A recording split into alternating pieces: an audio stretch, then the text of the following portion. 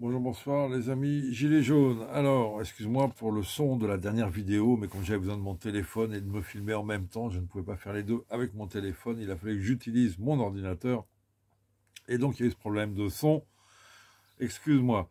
Donc, ça y est, on a l'adresse donc de Damien Tarel. Je vais te la passer, je vais l'écrire en bas.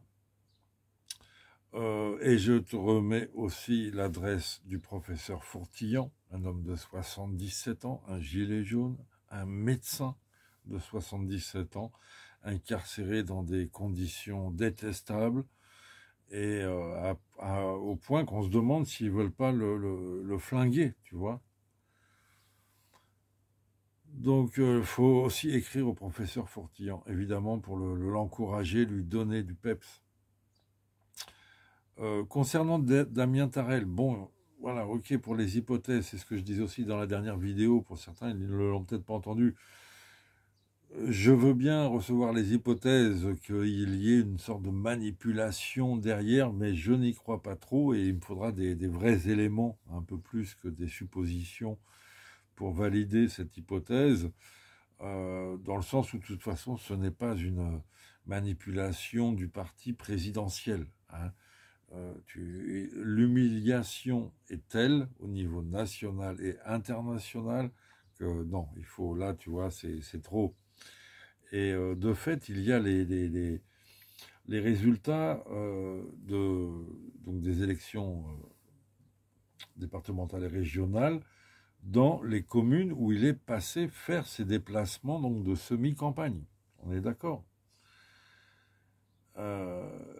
Donc le parti présidentiel à Saint-Cyr-la-Popie dans le Lot, c'est son premier déplacement le 2 juin, 3,70%. 3,70%. Atteint l'Ermitage, hein, là où il a pris sa tarte, s'il y avait une manipulation pour, on va dire, outrer la population, faire adhérer la population à ce pauvre président qui s'est pris une tarte, ça a raté, il a fait 8,22%. Hein. À des élections quand même importantes. Hein. Voilà, sinon il a fait 8,84 à Martel, 9,36 à Valence, dans la Drôme, là où est incarcéré actuellement Damien, 11,77 à Château-Thierry dans l'Aisne, et à Poix de Picardie dans la Somme, il a fait 10,77. D'accord. Pour un parti présidentiel, c'est un naufrage, et là, si tu veux, ça vaut sondage. Comment ils peuvent te vendre des sondages où ils te disent qu'il sera là au deuxième tour des présidentielles, alors qu'il arrive à peine à faire 10%. Tu vois, il y a des indicateurs, hein, il y a les municipales aussi. Hein. Donc, il y a un tour de passe-passe qui va s'organiser, évidemment, pour les présidentielles. Mais je ne crois pas à la manipulation, tu vois. Là, il est au fond du gouffre et c'était la cerise sur le gâteau. Moi, je crois à l'option du principe de réalité. Voilà. Il y a une crise sociale grave et sur 67 millions d'habitants, c'est pas étonnant qu'il y en ait un qui, à un moment, lui colle une tarte. Et oui, encore une fois, il a de la chance. Ça pourrait être bien pire. Donc, l'adresse de Damien Tarel. Alors Damien Tarel, hein, c'est son prénom Damien. Tarel, T-A-R-E-L. Centre pénitentiaire, écrou 5034, c'est ça qui est important évidemment. Chemin Joseph Astier, 26 000 Valence. D'accord. Je la note en dessous de toute façon. Donc, alors pour ceux, enfin bon, il y en a peut-être qui commencent malheureusement à avoir l'habitude. Il faut, donc quand vous envoyez ce courrier, il faut mettre votre adresse au dos de l'enveloppe, absolument. Ils doivent savoir qui écrit. Et vous devez mettre dans l'enveloppe une autre enveloppe timbrée avec votre adresse. Et pourquoi pas une feuille de papier pour qu'il puisse vous répondre, parce qu'il n'a pas un bureau de poste à côté de chez lui. Tu comprends? Donc voilà, ça passe.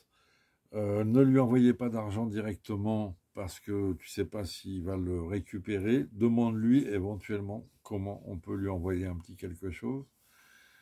ou pendant son incarcération, ou après, ou à sa copine, je sais pas, c'est lui qui vous le dira. Comme ça, tu n'auras pas de meilleure source pour savoir, éventuellement, toi, si tu veux le rendre service, voilà, c'est à lui de te le dire, point à la ligne. Il ne faut pas créer de cagnotte ou de trucs comme ça. Et donc, bah voilà, il faut l'encourager, hein, parce que c'est une épreuve, hein, c'est très long, c'est très là, il lui en baisé son été, si je peux me permettre l'expression. Hein, voilà. Là, sa saison, il va avoir une saison de travail, j'imagine, parce qu'il est dans le spectacle, les arts martiaux médiévaux. Donc là, ils l'ont bien planté. Tu as vu, ils veulent l'interdire de porter une arme pendant 5 ans pour l'empêcher de travailler. Et, euh, et donc, bon, bah voilà, il faut lui dire que nous, on assume avec lui, hein, qu'il n'est pas tout seul, qu'il n'est pas que dans les médias, tu as vu, tout le monde s'est rejeté la faute. Non, non, c'est pas bien. Même Le Pen, non, non, c'est pas bien. Même Mélenchon, non, non, c'est pas bien.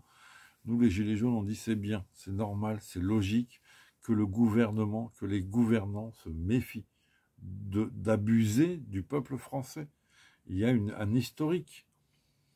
Hein, je ne parle pas seulement du roi guillotiné, mais il y a Laval fusillé, quoi. Hein, je veux dire, donc voilà, Pétain jugé, condamné à, à la résidence surveillée, etc. Donc oui, il y aura des jugements. Alors ça, il faut le dire. Donc voilà, bah, on l'assume, etc. Et il l'a dit à son procès, il l'a dit. J'ai eu l'impression, j'ai eu le sentiment qu'il fallait que ça, c'était une occasion pour lui de venger les Gilets jaunes. C'est quand même, je sais plus s'il l'a dit exactement comme ça, mais c'est ça, quoi. Il s'est senti investi, quoi. Et c'est parti. Il y en a qui disent oui, il l'a pas fait très fort. Bah oui, mais c'est le soufflet médiéval. Hein. Il s'est pris. Heureusement, il pouvait taper beaucoup plus fort. Donc voilà les amis, bah écoute, voilà pour Damien. Donc effectivement, ce que j'ai aussi dit dans la dernière vidéo, mais qui n'est peut-être pas bien passé. Donc là, on démarre vraiment le nouveau média. Là, le format va vraiment changer. On va bientôt avoir un vrai site internet. Et donc, on a voilà, des ambitions, pas démesurées, mais il nous faut quand même des moyens un peu plus pour travailler, du petit matériel. Et un véhicule léger, 125 roues pour se promener en Paris-Banlieue, parce que c'est infernal, tu ne peux plus circuler dans cette ville. Et bon, bah tu vois, voilà, et puis un peu de gasoil, des trucs comme ça. Il faut que ça tourne. Moi, j'ai pris un mi-temps, tu vois, le matin, j'ai travaillé le matin, et j'aurai toutes mes après-midi pour faire bosser le truc et financer moi-même un peu. Je ne suis vraiment pas à la recherche d'un financement personnel. Voilà, et ce média, bon, bah si effectivement, on va dire qu'on fait un appel là pour créer un nouveau média, l'idée, c'est évidemment d'arriver rapidement à un niveau où ce média devra fonctionner de par lui-même, c'est-à-dire vendre d'une manière ou d'une autre son contenu et accepter des publicités, etc., etc. Chercher, c'est-à-dire qu'on ne peut pas, un média, pour être autonome, ne peut pas reposer sur les dons. Ça peut reposer éventuellement sur des abonnements. Mais sur les dons, ce n'est pas possible. C'est très sympa, c'est très utile, j'ai envie de dire nécessaire pour un lancement d'un nouveau média. Mais ensuite, tu peux pas, on va pas passer notre temps à dire on a besoin de vous pour survivre. Hein. Soit on va fonctionner et on va produire quelque chose, un vrai contenu, et qui fait qu'il y a des gens qui iront s'abonner à différents contenus, etc. Et on fonctionnera. Soit on passera à autre chose. Hein. Ok les amis, mais on a plein d'ambitions et bien sûr au moment de ces élections, la présidentielle qui arrive, il faut qu'on soit là. Donc je te remets mes liens PayPal, etc. Si tu peux nous filer ce petit coup de main de démarrage. Allez, à très bientôt les amis, on ne lâche rien.